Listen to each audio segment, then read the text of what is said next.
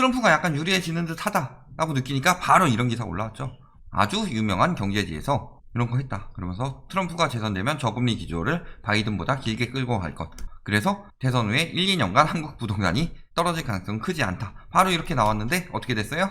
지금 트럼프 형 인정 못해. 부정선거야 하고 찍힌되고 있는데 바로 이렇게 유도하죠. 뭐만 하면 뜬다고 그래요. 이 대선을 이용해서 어떻게 하면 집값이 오른다고 할까. 근데 트럼프가 돼도 오르고 바이든이 돼도 오른다 라고 얘기하면은 사람들이 안 믿으니까 누가 더 될 가능성이 높지? 그리고 사실상 어느 쪽이 신빙성이 높지? 그나마? 그랬을 때 아무리 봐도 트럼프가 더 유리하죠. 우리나라 같은 경우도 이제 완화 정책이 보수 집권당일 때 많이 나오고 그 다음에 진보 집권당이 많이 나올 때는 규제 정책이 많이 들어가듯이 완화 정책 나올 것이고 미국이 그럴 거니까 우리도 그럴 거다. 이런 식으로 몰고 가려고 하는데 마침 그때 바이든이 된다고 했는데 트럼프가 될 것 같다는 생각이 든다. 이야기들이 나오기 시작한다. 그러니까 재빨리 올린 거죠. 지금이 기회다. 늘 얘기하는 거 유동성 장세죠. 투자처 찾지 못한 단기 부동자금 8월 시중통화량 M2 3,100조 돌파. 시중통화량 M2는 단기 부동자금이랑은 조금 다르죠. 단기 부동자금은 즉시 뽑아서 쓸 수 있는 거고 시중통화량은 보통 2년 내죠. 단기 부동자금들 보통 뭐 나와요? 현금통화나 요구불예금, CMA, MMF 이런 것들이 들어가죠. 단기 부동자금에. 근데 갑자기 M2를 들고 온다. 물론 단기 부동자금이 많이 증가하고 있어요. 1200조 돌파한다. 이게 맞죠. 요거는 시중통화량이고. 그래서 뭐 금리 내려가니까 9월에 막 이런 얘기들 돌았었죠.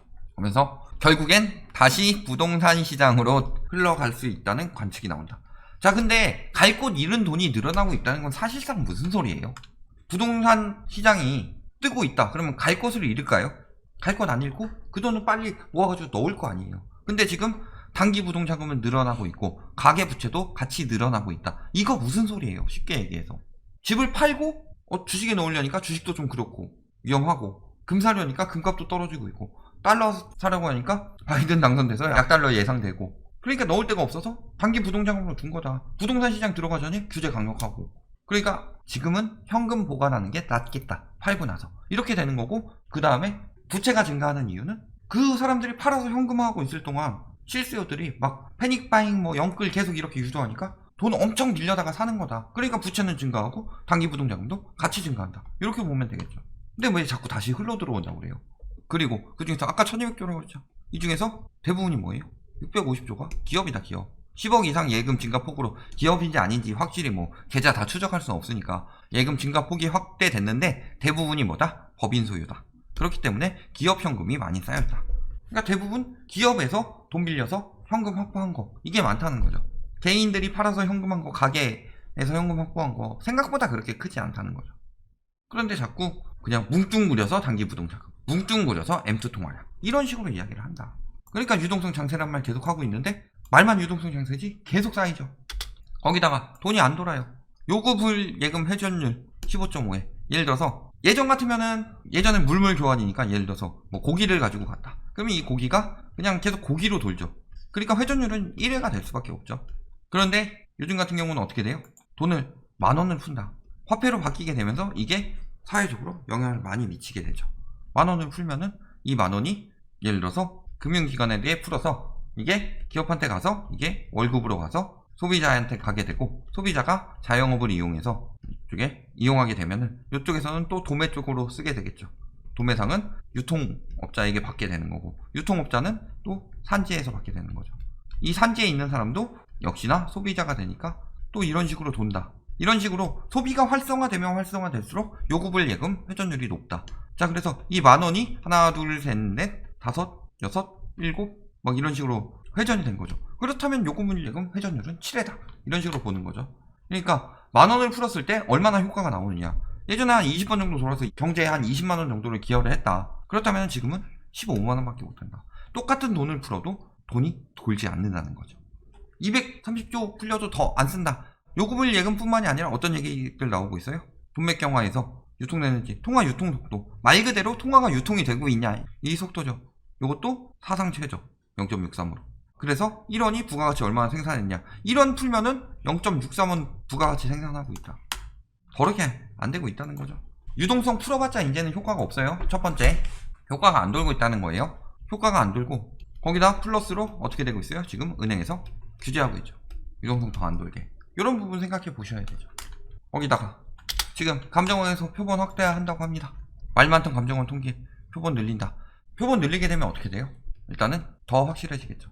일단은 사실 뭐 중개사들이 호가 이야기하는 것보다 실거래가 중심으로 책정되는 감정원 지표가 제가 더 신뢰가 간다라고 이야기를 많이 했는데 자꾸 뭐라 그래요? 표본이 국민은행이 많은데 그러니까 표본도 더 늘리겠다는 거죠. 그럼 표본을 늘리게 되면 어떻게 돼요?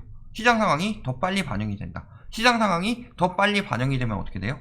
정책도 더 빨리 나오겠죠. 여기 보면 어때요? 신고제 의무화하는 것도 이거 내년 6월부터죠. 지금 했던 게 상한제, 그 다음에 계약갱신 청구권인데 문제가 되는 거는 입법만 했더니 뭐라 그래요? 전세가 폭등한다. 전세 대란이니 전세가 폭등이니 이런 식으로 유도하니까 29일날 왜 빨리 입법했는지 알아요? 이렇게 호도 못 돌게 하려고. 그래서 29일, 30일, 31일 해서 바로 딱 했는데 29일, 30일, 31일 동안 막 호도해가지고 집주인들이 뭐 4년치 전세를 더 받는다느니 전세가 무조건 올라요. 근데 막 지금 오른 것보다 몇십 %는 더 올라야 될 것처럼 계속 유도를 했죠. 결국에 임대인과 임차인의 분쟁은 누가 만들었냐. 근데 사실상 이 폭등되는 게 왜 그렇게 보이는 거예요? 신규 계약에만 적용되는데 신규 계약에서 자꾸 언론이 부추기니까 신규 계약에서 비싸게 받으려고 한다. 근데 문제는 뭐예요? 여기다 플러스로 기존 재계약도 봐야 되죠. 재계약의 경우 거의 유지되고 있고 많아봐야 5% 상한인데 실질적으로 전세 가격에 정확한 지표를 반영하려면 둘 다 반영해야 되죠. 그런데 요거 한다고 그러니까 뭐라 그래요? 통계 조작이다. 그러면은 재계약해서 사는 사람들은 불법으로 살고 있는 건가요? 조작된 삶을 살고 있는 건가요? 이걸 조작이라고 말하는 쓰레기들은 그냥 지들 유리하게 조작된 거는 진실이고 불리한 사실은 조작이다. 이렇게 말하는 거 아니에요? 그러니까 뭐 하는 거예요? 신고제 의무화한다. 그러면은 뭐가 나와요? 전월세 거래 전체적인 데이터가 나오죠. 데이터가 나오면 첫 번째는 저런 거짓말이 통하지 않는다. 그리고 두 번째는 뭐예요? 더 확실하게 정책을 낼 수 있다. 뭐라 그래요? 근데 편법 증여는 줄지만 부작용. 어떤 부작용이요? 분쟁을 부추길 수 있다는 우려가 있다. 신고제? 신고하는 건데 뭐가 분쟁이죠? 이번에 많이 쳐줘서 상한제 그래 5% 더 올리고 싶은데 못 올리게 하니까 상한제 분쟁이 그게 된다. 그 다음에 계약갱신 청구권 내가 실거주 들어가려고 그랬는데 청구권 사용하니까 못 들어가게 됐더라. 이런 분쟁의 요소가 될 수는 있겠지만 신고제 도입이 왜요? 지금 얘기하는 거 인위적으로 통제되면서 이렇게 갱신됐다. 요거 다 신고제 아니죠. 요거 상한제 얘기죠. 이것도 상한제 얘기죠. 근데 임대주택 물량을 줄여 전세난을 더 부추길 수 있다. 임대주택 물량이 주는 이유가 뭐예요? 자, 이렇게 생각해 봅시다. 임대주택을 가지고 있으면은 요거는 자기가 실거주하는 게 아니죠. 그렇다면 팔 수 있는 경우는 다시 임대로 팔든가 실거주에게 팔든가 두 가지죠. 자, 그렇다면은 임대주택을 한 사람한테 팔면은 물량이 줄지 않죠. 그 다음에 실거주한테 팔면은 물량이 줄죠. 물량이 하나 줄어드는데 그만큼 실거주니까 수요도 하나 줄어드는 거죠. 아니 실거주로 사는 사람이 전세나 월세에 살면서 실거주로 들어갔다. 이렇게 되면 어떻게 돼요? 임차 수요가 하나 줄어드는 거죠. 그 다음에 실거주로 살던 사람이 실거주로 사고 전에 집을 판다. 그러면 그 집 중에서 둘 중에 하나는 임대, 실거주 이렇게 나뉠 테고 결국에는 임대인이 사든가 아니면은 파는 집을 임차하던 사람이 실거주로 사게 되는 일이 언젠가는 밀고 밀려서 나타나게 되죠. 그럼 물량 줄어드는 만큼 수요도 같이 줄어든다. 근데 무슨 전세난을 부추겨요? 문제는 지금까지 임차 보증금을 마음껏 끌어올릴 수 있었던 시스템 자체가 문제였고 그러니까 갭투기에서 다주택자들이 먼저 다 선점해서 가져간 다음에 전세금 올려서 비싸게 팔면은 과거에 집을 살 수 있었던 돈으로 지금 전세도 못 살게 만들어놨다. 그게 문제였던 거죠. 그러니까 매매가와 전세가 모두 규제가 들어가는 게 맞는 거죠. 거기다가 지금 앞으로 계속 정상화 많이 늘어난다고 그랬죠. 임대사업자 폐지 안 하면 절대 안 나온다라고 하는데 등록임대 자동 말소하는데 수도권에서만 27만 채 나와요. 올해 연말까지만. 서울하고 경기, 인천에서 이만큼 나온다. 그 다음에 계속 나오죠. 한 3만 세대 나오죠. 또 얼마나 나와요? 한 5만 세대 나오죠. 2만 세대 나온다. 이거 다 공급이죠. 이거 원래 임대사업자 그대로 뒀으면 안 나올 공급인데 나오게 되죠. 그 다음에 내년에 신축 공급 줄어드는데요. 이 공급 더하고 나면은 신축 공급 줄어드는 거 아니죠? 그렇다면은 신축에 대한 공급은 줄어들겠지만 총 공급은 늘어나게 되죠. 그 다음에 인천 마찬가지죠. 5천, 7천, 그 다음에 요때 뭐 만세대 계속 나오고 경기 4만, 4만, 4만 쭉쭉 나온다. 계속 매물이 나올 수밖에 없는 상황이고 특히 자동 말소를 하고 나서 그 다음에 임대사업자가 재등록이 안 되죠. 재등록이 안 되면은 보유세 엄청나게 나오겠죠. 그렇다면 그때 팔면 되지 않느냐. 내년부터 양도세가 올라요. 다주택자들한테. 임대사업자들 하는 사람들 중에서 대부분은 다주택자죠. 1득이면 굳이 할 필요 없잖아요. 그렇다면은 어떻게 해야 돼요? 올해 혹은 내년 초에 자진 말소하고 팔아야겠죠. 그러니까 앞으로 점점 더 안정될 것이다. 이 얘기하는 거잖아요. 그 다음에 공시가 계속 올린다고 그랬죠. 언제까지? 일단은 15억 원 이상은 5년 내에 90% 맞추겠다. 그 다음에 9에서 15억은 7년 내에, 아파트 경우 그 다음에 9억 원 미만은 10년 내에 공시가격 90% 맞추겠다. 지금 문제는 우리나라에 있는 이 공시가격 제도가 문제인 게 시세에 맞춰서 한다. 시세에 맞춰서 하면은 저렇게까지 비싸게 살 수가 없죠. 근데 시세에 맞춘 게 아니라 대부분 뭐예요? 60%. 요것마저도 이 중에서 공제도 들어가요. 예를 들어서 12억짜리 아파트도 9억 공제 받아가지고 종부세 안 내고 들어간다. 이런 식의 문제가 있었죠. 그러니까 현실화율을 올려야 되는 거죠. 그리고 앞으로 계속 올라간다고 그랬어요. 이거는 앞으로 종부세율 그대로 두더라도 공시가격만 계속 이렇게 현실화율 되면은 보유세 부담 커지면서 매물이 나올 수밖에 없다. 왜 지금 공시가격 올린다고 하니까 갑자기 악을 쓰고 기자들이 막 서민들 죽는다고 달려드는데, 서민들 기껏해야 몇십만원 오르죠. 그리고 고가주택이나 다주택자들이 몇백만원, 몇천만원 오른다. 그렇다면 결국 가격 떨어지겠죠. 6억 이하 지금 깎아주는 것 같지만 10년 뒤엔 훨씬 더 많이 낸다. 그딴 얘기가 나오기 전에 집값이 떨어지면 돼요. 왜 근데 자꾸 그런 식으로 부추겨요? 그 정책을 반려시키기 위함이죠.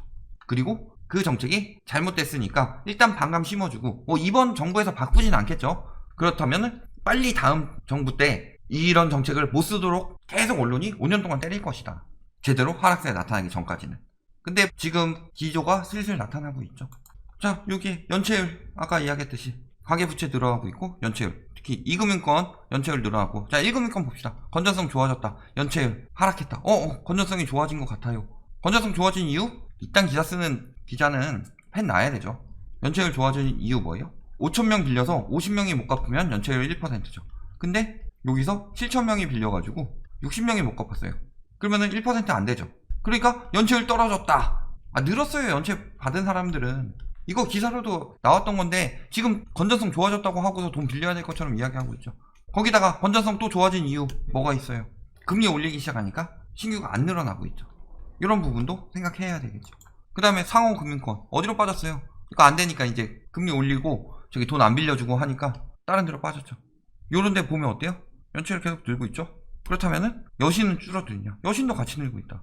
1금은 아닌 데가 더 위험하다. 거기다 아까 이야기했듯이 주담대 금리 올리고 예금, 대출금리도 상승시키고 있다. 왜? 바젤3 대비해야 되니까. 저금리 때문에 유동성 늘어난다고 그랬는데 지금 기준금리 변동 안 되고 있음에도 금리 올리고 있다. 금리가 더 내려갈 리는 없죠. 기준금리가. 여기다가 지금 계속 경제 상황은 계속 악화되고 있죠. 취업자 감소하고 있죠. 그 다음에 소상공인 부담 커지고 있죠. 자영업자 폐업 증가하고 있죠. 실업자 늘고 있죠. 소비는 안 돌죠. 유동성 아까 계속 유동성이 안 도는 이유가 이것 때문이다. 여기에 장기적으로 제가 계속 이야기하는 건 뭐예요? 지금 인구 감소도 인구 감소인데 핵심은 생산인구 감소다. 생산인구 계속 2015년 그때쯤부터 계속 감소하고 있었죠. 생산인구 감소가 되면은 어떻게 돼요? 일단은 10,000명에서 8,000명으로 줄어든다. 그렇다면 국가가 버는 돈이 10,000명이 개당 10,000원씩 벌어서 1억이 되었다. 근데 여기는 지금 효율성이 늘어서 10% 상승해서 혹은 화폐가치 떨어져서 10% 상승해서 11,000원씩 벌더라도 이때는 1억인데 이때는 8,800만 원이에요. 버는 건 줄어든다. 가계가. 근데 여기서 생각해야 될 거는 고령화율이죠. 고령화율이 높아지고 있다. 그렇다면은 복지 정책으로 인한 세금이나 부양비가 많이 들어갈 수밖에 없다. 결국엔 가계 유동성 갉아먹고 있는 상황이고 여기에 인구 줄어들면서 수요도 감소하게 될 상황인데 그럼에도 불구하고 계속 오른다라고 10년 뒤에는 다시 오를 거야. 무조건 10년 주기설대로 될 것이다 라고 생각하고 10년 뒤에는 결국엔 장기적 우상향 된다. 이렇게 생각하는 거는 대부분이 비슷하게 돌아갈 때고 가장 중요한 핵심인 수요인 인구가 감소하고 있는데 10년 뒤에, 20년 뒤에, 30년 뒤에 결국엔 지금 사두면 계속 오른다 라고 얘기하는 인간들의 정신이 어디로 나간 거예요. 주식도 아니고 이게. 결론. 지금 소비 안 돌고 있으면서 경기 침체 심화되고 경기 침체 심화되면서 어떻게 돼요? 유동성이 안 돌죠. 유동성이 안 돌게 되면은 어쨌든 간에 돈 풀어도 효과가 없다. 효과가 없기 때문에 돈을 푸는 시장으로 돌아가지 않을 것이다. 그러면은 수요가 줄어들 수밖에 없죠. 돈이 없으니까 사람들이. 실수요들이 많이 살 수 있는 시장이 돼야 되는데 투기 수요들은 이미 규제로 안 들어오고 있고. 그렇죠. 그 다음에 공시가격 장기적으로 올리고 있죠. 임대사업자 말소 늘어나고 있죠. 계속 이 매물들 풀릴 거죠. 법인은 말할 것도 없고 신탁도 마찬가지죠. 증여로 빠질 수 있냐? 증여세가 12%인데 이런 전반적인 상황들. 그 다음에 뭐 인구도 줄고 있고, 그 다음에 연체율 늘어나고 있다. 연체율 늘어나면 뭐예요? 경매 위험성 높아지는 거죠. 경매 높아지면은 당연히 가격은 떨어지죠. 이런 전반적인 이유로 부동산 시장의 정상화는 금방 올 수밖에 없는 상황인데, 그걸 가지고 지금도 뭐 실수요라면 지금 사세요. 특히 저는 얘기하는 게, 투기 수요들 몰려가지고 더 오르는 지역이 있어요. 자기들끼리 더 남겨먹는 지역도 있겠죠. 투기기에서 투기한테 팔아서. 근데 결국엔 실수요들이 안 사주면 되는 거고, 실수요들이 지금 사서 몇 년치 연봉을, 지금 만약에 내년에 오른다고 칩시다. 내후년까지 오른다고 쳐요. 규제정책 이번에 워낙 세게 들어가고 경제 위기까지 와서 제가 좀 더 빨리 떨어질 거라고 예상하고 있는데, 원래 같은 경우는 전 정부에서 시행했던 정책이 다음 정부에 가서 발현이 되게 되죠. 그래서 2년 더 오른다고 칩시다. 그 다음에 뚝 떨어져서 보면은 2017년 수준이 아니라 2015년, 14년 수준까지 떨어질 텐데, 실수요들이 지금 사라고 하는 게 미친 짓이죠. 지금 거품이 급격하게 껴가지고 작게는 몇 년에서 크게는 뭐 몇십 년치의 연봉이 걸려 있는 건데, 실수요들 보고 지금 사래요. 정신 나간 얘기죠. 그러니까 제가 늘 이야기하는 거, 정상화 점점 더 가까워져 가고 있고, 모든 상황이 장기적으로 그렇게 될 수밖에 없게 유도되고 있다. 그리고 점점 더 속도가 붙을 수밖에 없는 상황이고, 그러니까 지금 마지막까지 저런 말에 넘어가서 영끌하고 당하지 말아라. 여기까지 말씀드리겠습니다.